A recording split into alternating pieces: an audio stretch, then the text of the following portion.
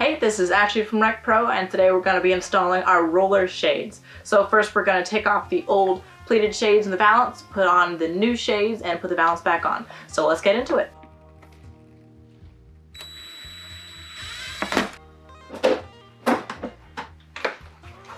Okay, now that the old one's off, we're going to put the new one on. So we lined it up as to where we wanted it.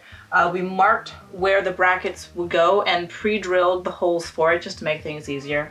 We left the brackets on because we are going to put the valance back into place.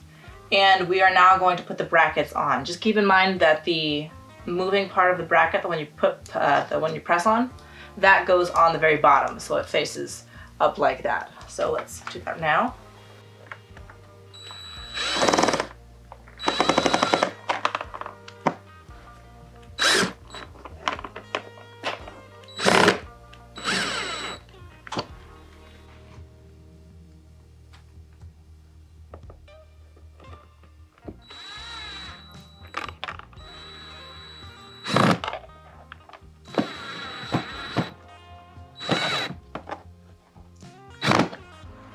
Okay, we've got both brackets on. Now you're going to take the blinds with the end facing in like this.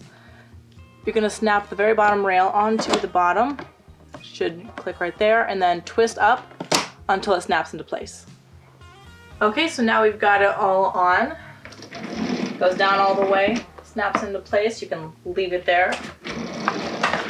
And it goes all the way back up. It's really awesome. Now all we have left to do is to put the valance on and we're all done. Alright, there it is. So if you want to check out any of our roller shades, just click the link below. Then like, comment, subscribe, and remember, when you're rolling down the road, roll with RecPro.